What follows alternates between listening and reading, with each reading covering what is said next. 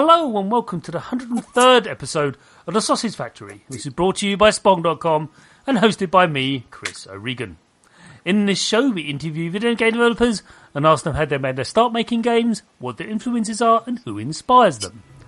Split into two halves, the show initially focuses on the developer themselves, and in the second half we discuss the game they're here to promote, which in this case is Lifeless by Rigidsoft. Christopher, please introduce yourself and your colleagues. Hi, my name is Christopher. I'm the CEO of Rigidsoft, the developers of Lifeless. And I'm here with Marcus, one of our lead programmers. Say hi, Marcus. Hello. And Hampus, our lead designer, I would say. Yeah. Hello. Hi. And what do you... So you've given your titles and your names. Excellent. See, the first question's the easiest one. This is but now it's going to get slightly harder. How did you make your start making flashy lighty video games? I call it flashy lighty as opposed to board games, which is also awesome. But anyway, so how did you make your start? Right. So, well, originally it was just kind of a hobby project with me and Hampus. We founded Rigidsoft a long time ago. Mm-hmm. And Lifeless was actually just a kind of a prototype fun thing. So just to be specific, not about Lifeless itself, but your start in making games. Right, well, that was actually our start. Right, okay, awesome. Right. Yeah, we started out with the prototype, and we actually made some small things before that, but the only worth mentioning, I would say, is Lifeless. And it's been a project that we worked on for many years now, and only about a year now we've actually worked on the real version in Unreal. And the reason for that is because our prototype did quite okay, and we got funding to actually develop Lifeless for real. And so that's where we started with the current version that you can buy on Steam.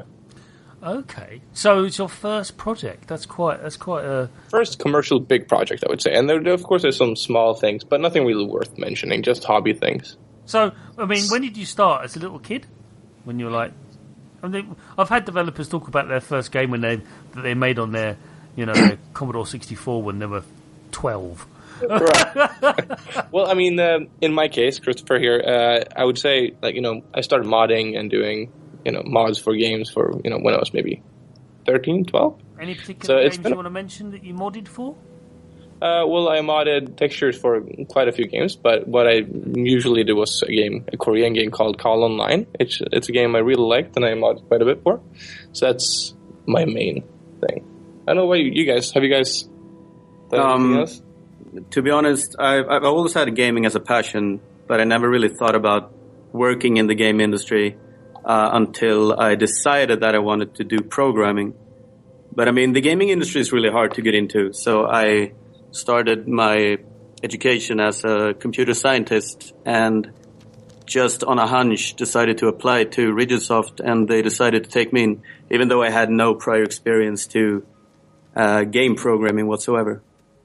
So I've learned as I've worked here for almost a year now. What are the things that you found as a developer, as a programmer now, that differ from what you were taught? What are the key things? What's the one thing that you find that you've had to learn very quickly more than anything else? Could you summarize it? Learn more quickly.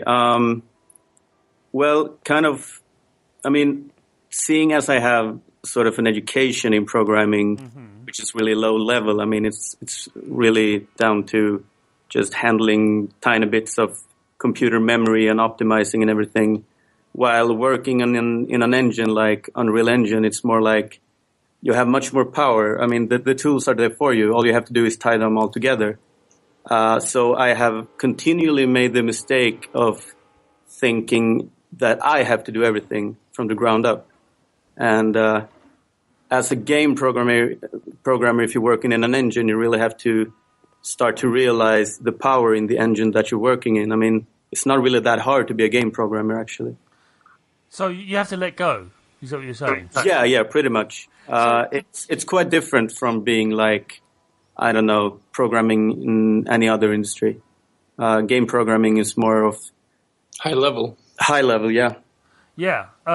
So, whereas you're more used to working in an assembly environment, or is that what you were taught in? Yeah, amongst other things. Okay. Yeah. This is the most high level I've ever worked. Yeah, that's the lowest, isn't it? Actually, just looking at, and I said it on the show before, everyone, take your drink now, but computers are just a series of switches. Yeah. I've said this before on the show, and it's like, they are. It is. It's just ones and zeros. At least the ones we use. Let's not talk about quantum, because that's another thing. But the ones we use are just a series of switches. And that's what you're doing. It's like, when that memory address is doing that, then make this 0. Yeah, pretty much. Pretty much, yeah. Continue to do that over and over again, please. That'd be great. No, that's the sort of thing we like to talk about in the show. And it sounds a bit strange, but yeah, it's just like, where did you come from? How did you make your start? Anyone else got starts before we move on to the next question? I mean, I've been like, whenever I was back in the days when I was a kid, I used to like draw maps and enemies and whatnot on paper when I was really young. So I've always like designed games, I guess. And you know, I've always had an eye for like art and whatnot. So I've always done creative stuff. Then like when I met Christopher, that kind of transpired into making games. Actually making them. Yeah. Yeah, Hampus was actually like he's a really good artist, and I studied programming. Yeah. So that's why originally we were the team that made Lifeless, and then we just kind of grew until what it is now. Yeah. That's really good. So, yeah, sorry, carry on. Okay. Just that I had a query on as the artist, and for a game like Lifeless, it's quite an interesting environment to build, isn't it? It's basically your challenge to create desolation. Yeah. I mean, we try to create desolation by destroying things and making very interesting scenery, and not just making plain open fields, not having anything in them. Because I mean that kind of makes for boring gameplay, at least in our opinion. Yeah, and it's just that you've done an excellent job of making a barn look terrifying. Well, thank you. That's all right. That's an odd compliment to give you, but you do a great job of it. It's just like, see that little building there? Normally, it's just a building. Now it's a place of death. Yeah. Well, I think what we're going for is, I mean, after the apocalypse, the buildings are going to be quite trashed. I mean, as you can see in the game, most furniture and everything is broken and rotten and dirty and everything, while the natural environment becomes more alive, because no one's there to trample it, no one's there to, no more deforestation. So we have a really rich natural environment as well. The nature starts to take over. Yeah, I love those pictures. If humanity vanished, maybe got inspired by those images that were released years ago, where just like, well, what if we just vanished? What happened? That's the whole point. It gives perspective. Like, well, just nature would just eat everything up and we'll be forgotten, just like the dinosaurs. Although dinosaurs didn't invent the internal combustion engine, at least not as far as I'm aware. They didn't build buildings either, but no, I just do the combustion engine thing as the most ridiculous thing. Like, okay. It's like, really? When we figured that out, everything else went to pot. So, it's a bit dark. Thanks, Chris. So, as creators, all three of you, because you are, what are your influences, do you think? What's been the thing that influences you? Not specifically just about Lifeless, but just generally. What's the thing you'll find that you gravitate to more than anything else? It's a tough question, I think. Mm-hmm. It's really individual, I think. For me, I mean, I play almost every game I can find. It truly is my passion to just play games as soon as I have time off from work.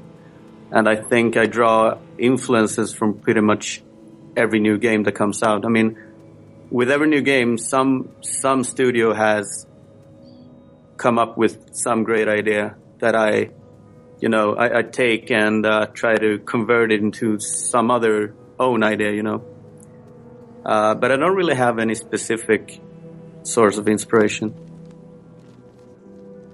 I myself become quite inspired by seeing other artists work, and just looking at other people do art, and try to aspire to reach that level too. Okay. Yeah. Okay.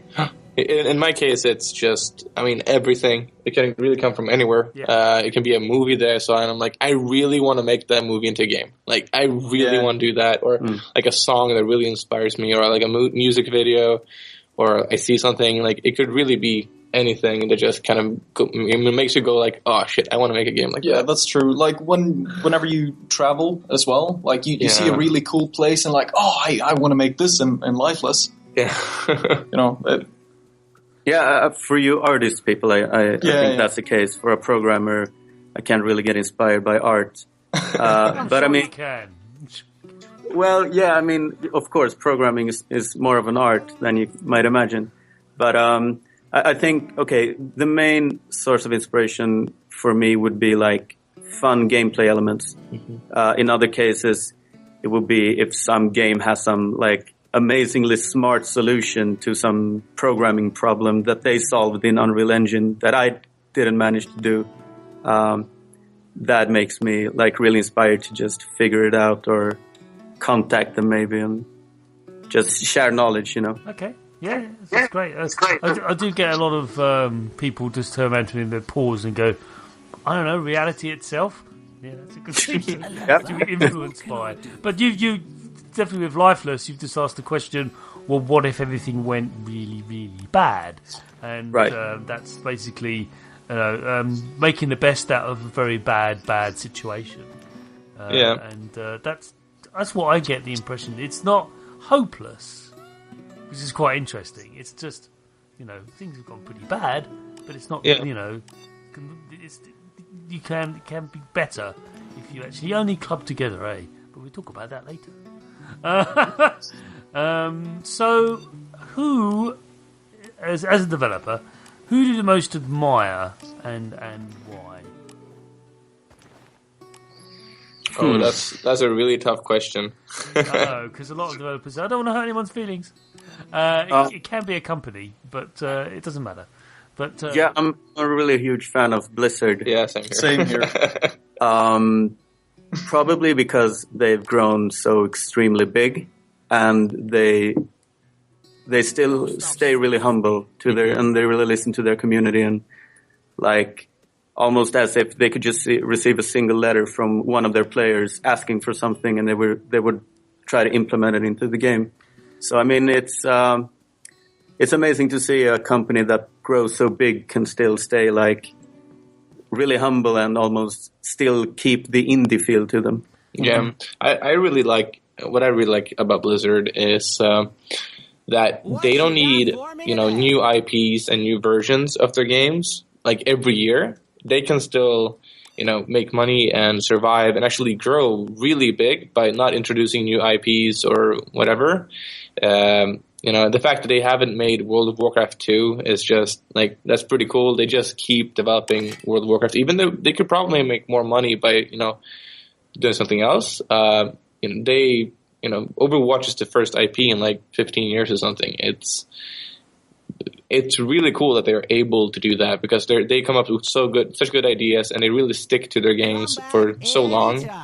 Not to mention the fact that like they haven't made a single bad game. No, that's true. Every game they make is a masterpiece. Yeah, even if I've heard they've invested quite a bit of money into a lot of games and just scrapped them because they're like, it's not good enough. Yeah, they've done that. They had the courage to turn around and go, yeah, no, it's not good enough. But but no, really, seriously, we're not letting that go. Many other companies wouldn't have the balls or indeed the gumption to turn around and go, objectively, this game sucks.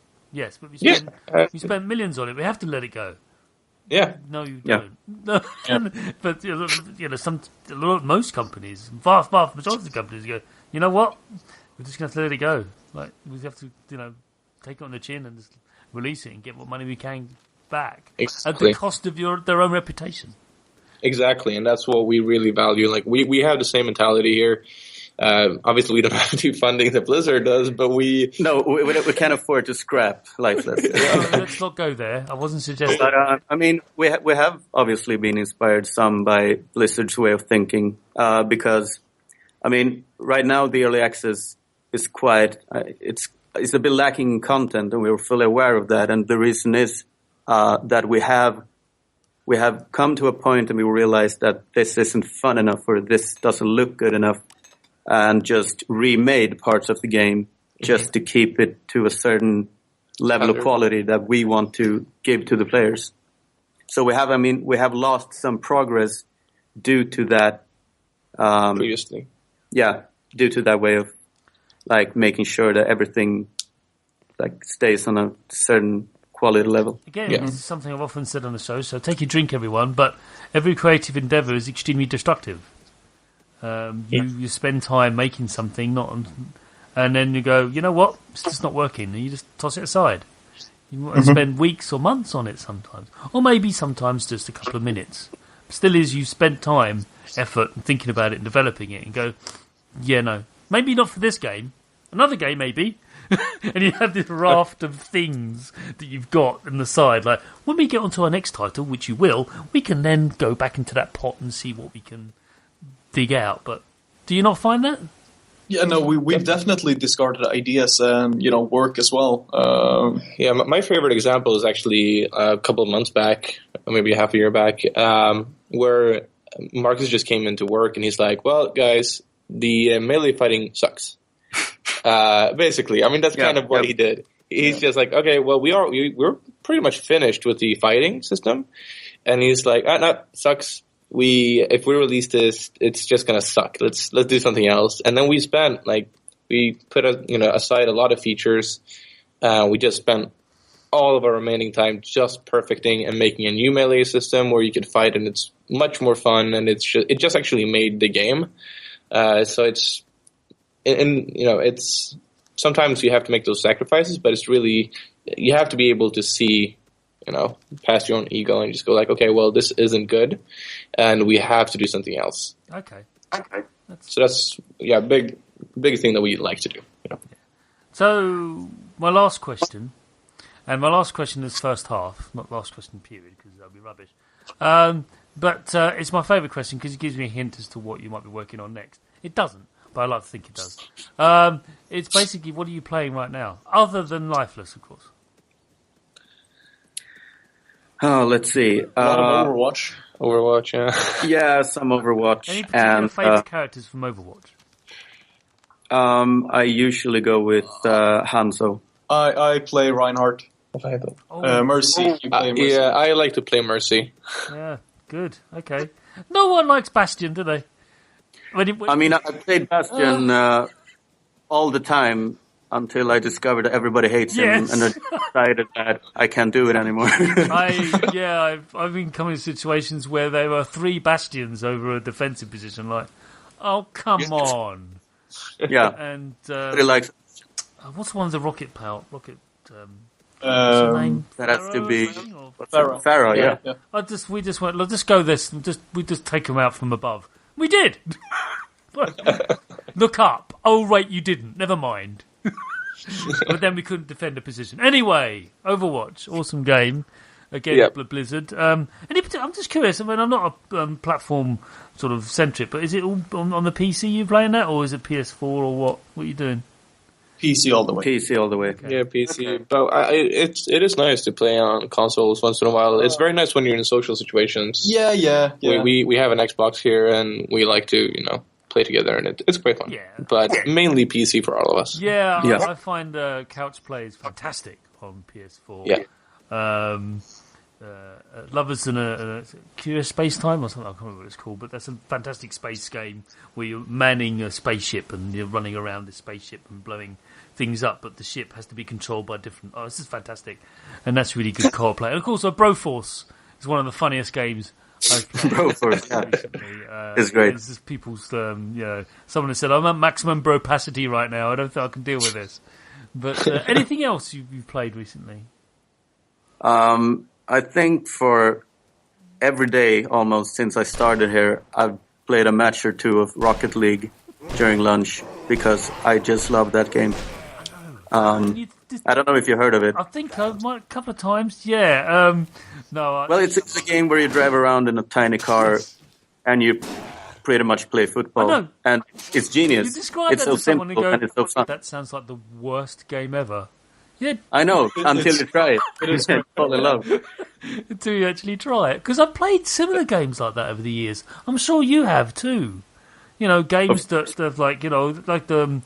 I don't know, Twisted Metal. I was never a fan of Twisted Metal. Never really liked it. I really liked Twisted Metal, though. The first one for PlayStation. Yeah, it was more the second one. And they tried to revamp it on the PS3 as well. Didn't really gel with me. But, you know, for some reason, Rocket League is just ridiculous. But it seems to work. I think the speed of the cars and the physics and the size of the ball and the goals. Well, the thing is... I think what makes Rocket League so good is that you can always become better at it. It's easy to learn the basics, and it gets fun pretty quickly. But you can always try to become even better. Yeah, so it's really competitive once you start playing it seriously. Easy to learn, hard to master. Yeah. Yeah, I've only played that game with my chin. Right. I've actually never played it on a computer. We were at a event, and they've had Rocket League for disabled people, where you play with your chin. So that's the only time I've ever played Rocket League.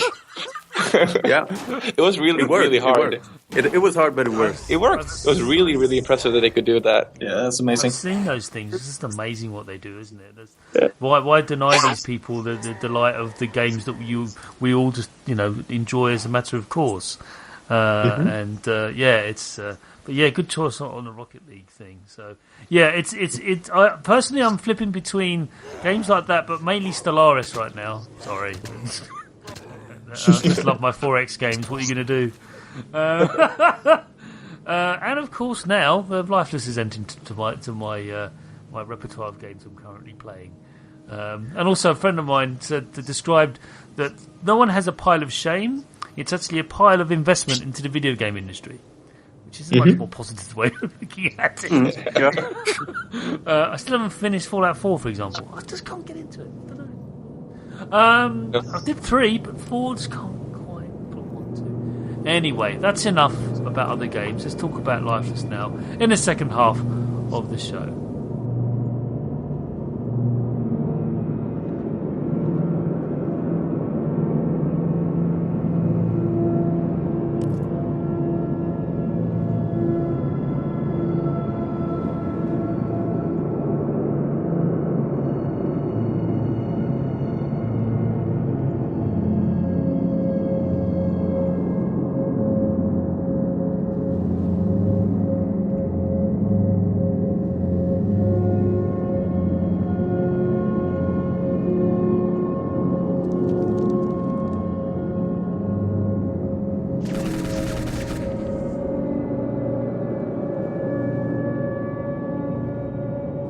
So, Christopher and Eddie, all three of you, what is Lifeless?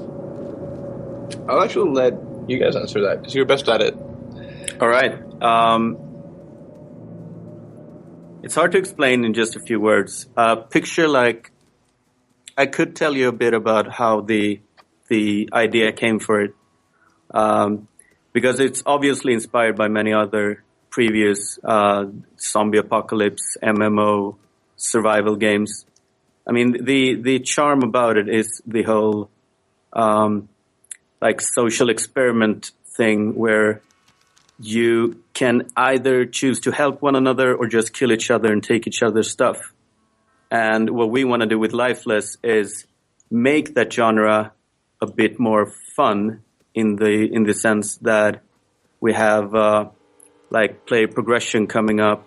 We have two factions splitting up the server into two sides, so you can enjoy the game. You can enjoy like playing inside the world, battling against zombies, without the constant fear of being like killed by another player all the time. Just having fun, more of a PvE aspect, if you will.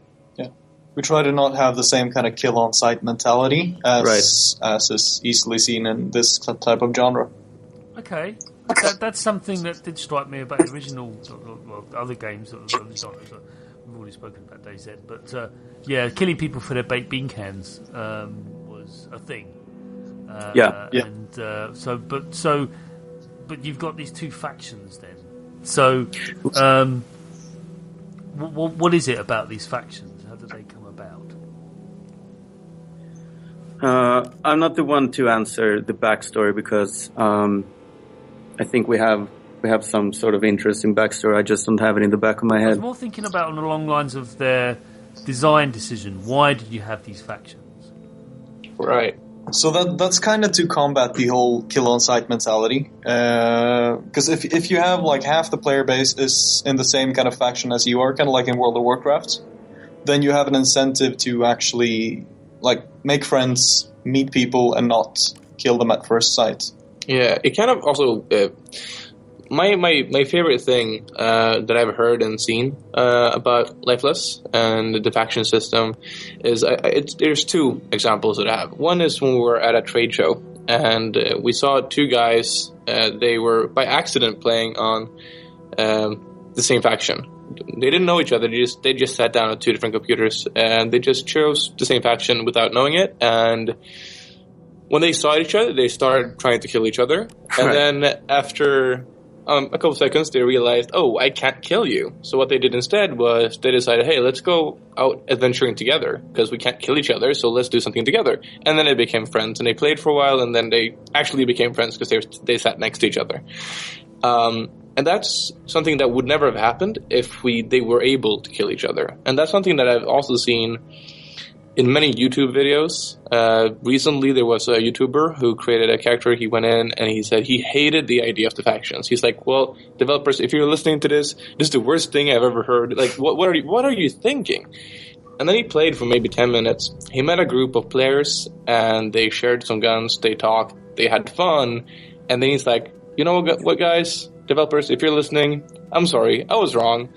This actually works. I don't know why it works, but it actually works. Because we forced them not to be able to kill each other, so they became friends and actually had more fun that way. But there is still PvP, though. Of course, and I'm going to talk about that later on in this show. But I do find it that the YouTube commentators do love binary kind of way of looking at life. It's either the best thing ever, or this totally sucks. Like, yeah, pretty much. Right. Yeah. But he came around, yeah, you know. That's so great, but no, he adores it. It's the best thing ever. So what I mean is there's no middle ground. Yeah. Nope. But it makes me smile when I hear that and see that. So I want to ask you about the AI now. Right. Because I mean, we've described it well enough. It's in a post-apocalyptic. It's near future. Things have gone very bad. There's been a virus that break out. Now there's sort of they're not undead, are they? They're just people infected by things. Yeah, now they're ravaging creatures, and some people are infected, some people aren't. Vast majority of people are, and they're all dying or dead or ravaging or killing others that aren't infected. And I just want to ask about. There is an impending sense of danger all the time, but the biggest sense of danger I've found is that is the monsters, is the ravaging people. They're very reactive, I've found. What is it they react to? Is it that detail? Do they react to your movement? Or is it sound? Light? What do they react to? Originally, they reacted differently to about anything you could do. You could sneak behind it, or they would react to gunshots, etc. We did remove some of those features because during playtesting we noticed that practically nobody tried to sneak past them. When you start playing the game, what you want to do is you want to fight the zombies. So the whole sneaking aspect of the game was temporarily removed until we can afford to build that extra AI into them while keeping the game responsive.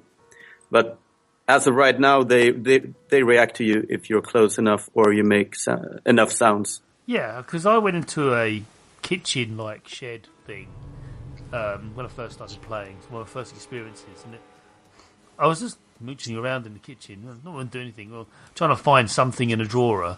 Then I looked up at a window, and there was this, first one I ever encountered. in the distance, and he sort of spotted me. He spotted me, and he started roared, and then started running headlong into me, or headlong into the. And I went, so what do I do? Do I run, or do I just wait and see what happens? And that was my two choices. You probably think there's a fourth and fifth choice, but let's just go with the two choices that I gave to myself. And I went, I'm just going to wait and see what happens. And it was great because the footsteps got louder and louder and louder, and he was dashing along. I was like, I'm just going to take him out. I'm definitely going to kill him, or whatever he is. And he bursts in, and lo and behold, he wanted a piece of me, and I gave him what for.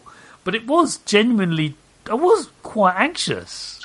And I didn't know what to expect, what was going to happen, but this could have gone either way. But I thought, well, I could run. But I think running out in the open might have been more dangerous because I might run even more of them. So I thought, well, let's keep it controlled and let's have a fight in this contained space. And when I encountered that, it was one of the most. It was really shocking to see that they could see me from such a distance, and just went, It's true. So I just wanted. Yeah, I think the main source of inspiration for our infected is probably 28 days later and 28 weeks later. They run fast. Especially, they run fast. They're really aggressive. They're like infected with pure rage, if you know what I mean. They're not your regular, like, brain-eating zombies. No, they're no George Romero zombies. Yeah. One of the most terrifying scenes is from 28 weeks later. The opening scene where he's being chased by, like, 100 of the infected and just running through a field, and you can just see them in the background just sprinting after him. So that's kind of what we want to have in Lifeless, like pure panic. If you see a zombie, he's not going to give up until you're dead. Yeah, just going to keep bashing you. Yeah, and also some people are always surprised when they play the game where they will stand like not too far away from the zombies, and they'll be like, "Oh, he saw me," and they're always as surprised the fact that he saw you, but you can see him. So it's not very strange that he can see you, and I mean, so they have a Walking Dead syndrome. That's what I've called it. Yeah. It's basically, well, he's just going to stand there and groan, right? Oh God, he's running! Exactly. And they don't give up either. They don't have like a. Like an aggro range that's short, and they'll just give up. I mean, you'll have to really run. Either run in a perfect route or just far enough. But 9 out of 10 cases, you'll have to kill the infected before he kills you. Yeah. Oh, I stood my ground. I did the right thing, I think. The other thing it reminded me of is the very, very early. Now, bear with me, but. Back in the sort of like, I think it was like the early 2000s, there was a complete sort of like sort of uprising of soldier simulations. And there were games that actually did like, you know what, let's do away with Call of Duty and stuff like that, that's fine. Let's just do a simulation of actually what it really is to be in modern combat. And basically the concept is, if you can see the muzzle flash, you're probably dead. Yeah. Like Armour 1, 2, and 3 and Operation Flashpoint, those games were like, can you see anyone? Yeah, you'd probably be dead. Dead. And you hear bullets whizzing by you and stuff like that. But it's so far away. Exactly. Yeah, that's the point of guns. The guns have extraordinary range. They're not muskets. Right. They are dangerous. They will kill you. Kill you for very, very far away. Yeah, I mean, you have to keep in mind these zombies, wiped out the world. Yeah. So I mean, if they can't even kill a couple of guys that just found guns lying around in the streets, then they're probably not very dangerous, and our military would probably have a pretty easy time killing them. Yeah, I mean, if we have a few zombies walking towards you and you can kill them with a frying pan, then probably the military will be able to wipe them out pretty quickly. Yeah. It doesn't happen that way. So no, I just love that. It's just that sense of absolute foreboding. I mean, a parked truck, terrifying. Truck. I don't know. Don't go in. It just reminds me of some of the most ridiculous conversations I had with my friends when I was playing similar survival games with them. Like, what's over there? I don't know. It's probably going to kill us. It's just a bush. No, it's not. See, it's moving. Look, it's moving. Yeah, it's in the wind. No, I'm not going there. And you've done a great job of creating that sense of intense foreboding. But by adding that faction system is really good. But I want to talk more in depth about the combat system now. Because I want you to explain it. And it has a stamina bar. Can you just go through it? Because you've already hinted about you've revamped it recently. So let's talk about how the melee combat works, more than the range. Because range is what it is. But it's very, again, like the Soldier Sims, it goes on for quite a way. But talk to me about the melee combat system. Yeah, this is really Marcus's baby, so. Yeah, it is. To be honest, I didn't really think that much about the combat system, but like you asked me earlier during the podcast about sources of inspiration from other games. I tried the game called Warhammer Vermintide, which for me just revolutionized the whole melee combat system in PC gaming, or in gaming in general. And they really have a knack for like delivering the strength of hitting someone with a huge mallet, you know? And ours was nothing compared to that, and I wanted to have it in our game. So I was heavily inspired by that game in making this system. Okay. So can you describe it to us? Well, originally it was a bit more unforgiving. The way you would hit a zombie was only if the actual weapon you're holding in your hand actually touched the zombie. So we tried that out for a while. Also, by the way, hitting a zombie costs stamina. So you would have to hit like every single swing in order to not die. So we tried that out, and testers didn't really like it because it was too difficult. It wasn't too difficult for me because I built it and I play tested it for like 2 hours a day. So I became a master of it. But obviously people found it a bit too hard. So we made it a bit more like easier to use, a bit bigger collision detection, etc. Okay, so it's. I did find it when I had that first combat. It was very instinctive, but I did like the idea of you swinging about the hammer and then realizing that you're going to run out of steam, basically, if you're not careful. Right, you have to time everything as best as you can. I mean, you can also block their attacks. So the best tactic to work with is just blocking the infected's attack and then counterattacking with one of your own. Yeah, you can also do a charge attack, which is great when they're like roaring or whatever. So I mean, usually what I do is if a zombie starts chasing me down, I just charge up an attack, aim for his head. Usually with every weapon, it's an instant kill, but it requires some aiming and some like know-how of the system. Yeah, it's quite easy to get panicked by the mere presence of them. Right. That's quite a thing. And also, you can actually, if you're not careful, if you block too much, they can actually break your block. And what happens then is you get dazed, and then you're really you're dead. At least if there's several zombies after you and you get dazed, you're basically boned. Yeah, you can't just walk in a circle and just kill them easily. The melee system it's pretty good, and so are the zombies. They're pretty smart. They'll jump after you, and so we they really are really. They're hard to calculate what they're going to do next. They're really random in their attack patterns. We made it partially so because we wanted the zombies to be really difficult to encourage people to cooperate and play together. So, I mean, using a melee weapon is viable, but if you're up against 2 or more than 2 zombies, you're likely going to die unless you're really good at the melee system. Or have really good gear. Yeah, but usually you'll need a couple of teammates. It feels frantic, desperate. Yeah. No finesse at all. You're not trained to do this. You've got a large implement. You have no idea how to use it, but you know you swing it hard enough, it's going to cause some damage, provided it hits it. Right. And that's what I felt. It just feels like a panic. And you're right. The only way to really win from this is like that ridiculous scene from Shaun of the Dead when they beat up the... the bit where they actually beat up... with the queen? It was when the innkeeper, not the innkeeper, the bartender, He was possessed, and he was the landlord, the pub landlord, I should say. And they started hitting him in the time of music. Yeah, right. They're listening to Queen, and they're hitting him with. Because one of them couldn't do it, but all of them did. Yeah. Okay, so scavenging then, really important. I found in Lifeless.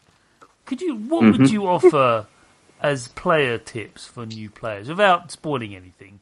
What would be the first thing you advise to a new player? Because you are actually dropped into the deep end and go on, off you go. But as the little little test, just a little bit of help. What would you say to someone sitting down? Just sit down and go, okay, you might want to do this. You might want to pick up everything you can find. Yeah. Probably. Also, open up drawers to find like food and ammo, and like look in small closets and whatnot for weapons. Okay. Ammo is probably right now in the game the most valuable currency you can have. Yeah. Because you run out pretty quickly. It's really effective against infected, but it's really scarce at the same time. Also, always check every weapon, even if you already have that type. The weapon stats are randomized and can be more rare than others. So it's always worth to compare new weapons and switch them out, even if they're like the same model. Yeah, or even the same rarity. Like we have white, gray, green, blue, and purple ones, but even like two different purple AR-15s, let's say, they can have different stats as well because they're randomized to each other. Right. Okay. So you've got different coloured weapons and no orange then yet. Not yet. Not yet. So I'm talking about as a former WoW player. Oh wow. Yeah, that's the color code you have, to use it now. There's nothing you can do. There's like, we've got purple gear. Yeah, then I've got that in a raid. Did you? Nice. Yeah. Same in Borderlands as well. Yeah, right? yeah. It is in Borderlands, but that has numbers appearing above creatures. I've never really got over that. So my last question to you, and it's related to what we spoke about earlier, but I think it's so core to the game, to Lifeless, that I want to expand on it, and I wanted you to project into the future, and hopefully this would be a nice problem to have. All right, but you've made these factions, 2 of them at the moment. I'm assuming there may be more, but that's between you and your own, design chart and program and what have you. But let's assume the 2 remain. As the game progresses and evolves, and more players play and log on, are you finding, and this is from personal experience, from playing lots of MMOs over the years, especially Star Wars Galaxies. I'll tell you a story in a moment. But have you found, how are you going to deal with eventually, these 2 factions are idealistically opposed to one another in almost every way. Almost, not quite. What's going to happen when there's going to be conflicts erupting between these 2 sides? How are you going to manage that? We'll let them deal with it, I think. It depends on what you mean. The idea is for there to be conflict. Yeah. The idea is for you to bond with your teammates, and the enemy is the enemy. And that's in our opinion, the fun part. In other similar games, you'll have everyone being the enemy. But here, we want people to create a community, but we still want the fun in the PvP. And so when it comes to the conflicts, go at it. That's kind of the point. It's kind of when you play Battlefield or any similar game, the point is to kill the other team. Yeah, but conflict is what the game's about, isn't it? But there's so much more to lose in this particular, in Lifeless, than there is in Battlefield. Battlefield, you're just going to respawn on the other side of the map and probably take another 10 minutes to get to the other side to get shot again. Whereas in this, it's a big deal to die and then respawn and then having to rebuild and to rely on others to give you all your stuff back, because it's all gone. It's on your corpse, right? It's that is correct. But that's part of the excitement, I think, in this genre, because you're never really safe. Anywhere you go, you can always be killed, and that, for me, at least, is what makes the genre fun. And you because also you're always on your toes. You also keep your equipment, right? Yeah, we are designing a progression system which isn't going to be as harsh as players might be used to in previous titles. Yeah.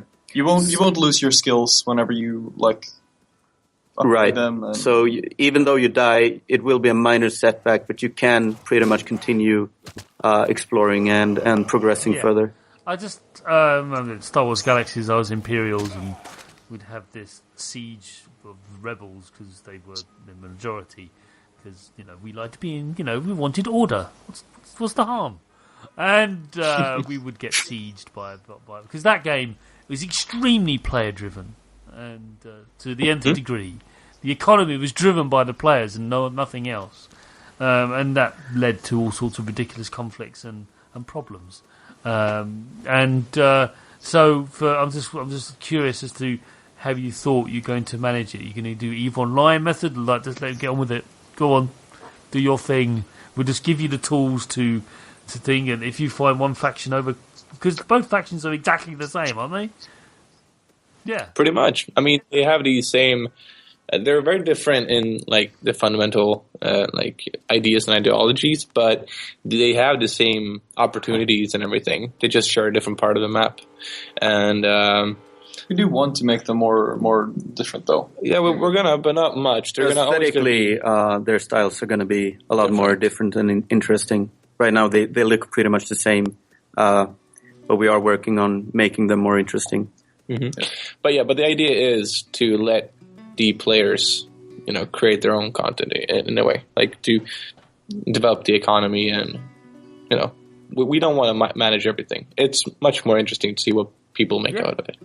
As we have discussed some ideas about, as the whole social experiment style of the game is what made this genre interesting from the beginning.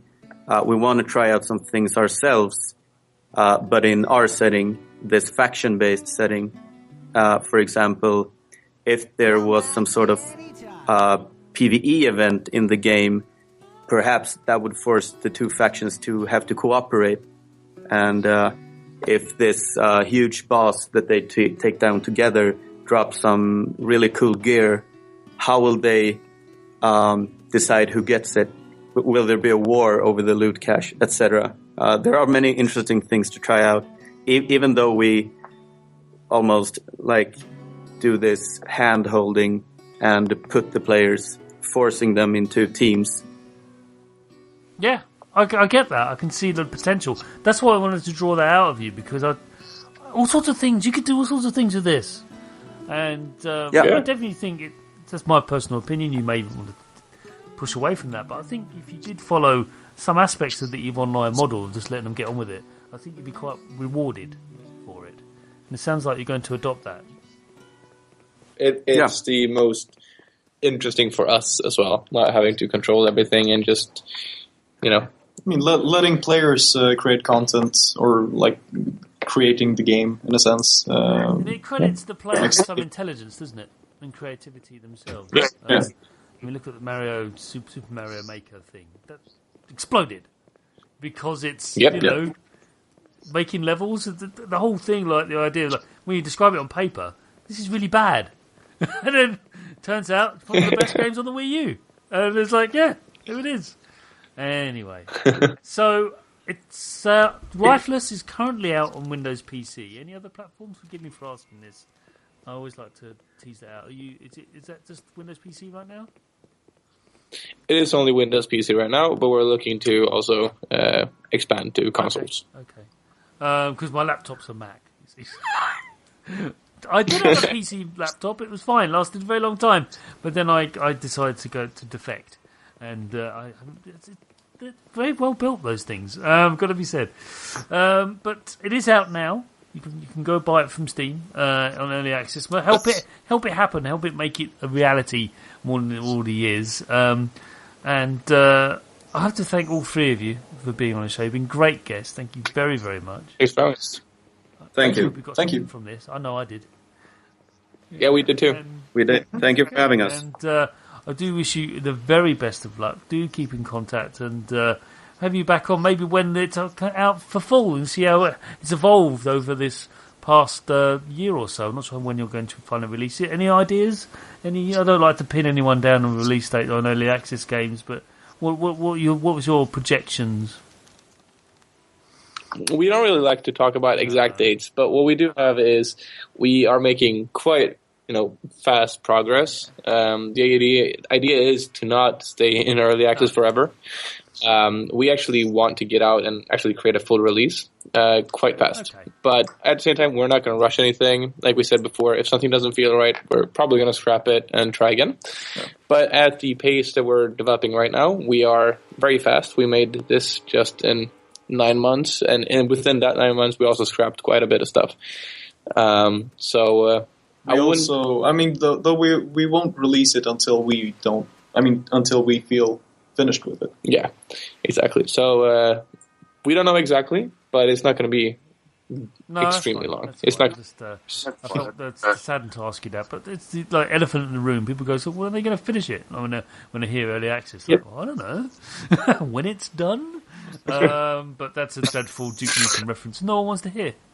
And on that very sad note, I thank you very very much, and best of luck with it, and it's going the right way for what it's worth. Thanks. Thank you. And so ends another episode of the Sausage Factory. Do leave us an iTunes review, and you can also, don't forget, listen to us on Stitcher.com. So just go to Stitcher.com and you can stream the show from there. You just look up the Sausage Factory and you can find us. That'd be great. You can follow me on Twitter at Chris ORegan, no apostrophes. And if you want to email me any feedback on the show, or actually you're a developer, you listen to the show and want your game featured on it, please do email me at chris@spong.com. Also, don't forget to check out the Computer Game Show, which is the stablemate podcast, shall we say, of spong.com. Bye!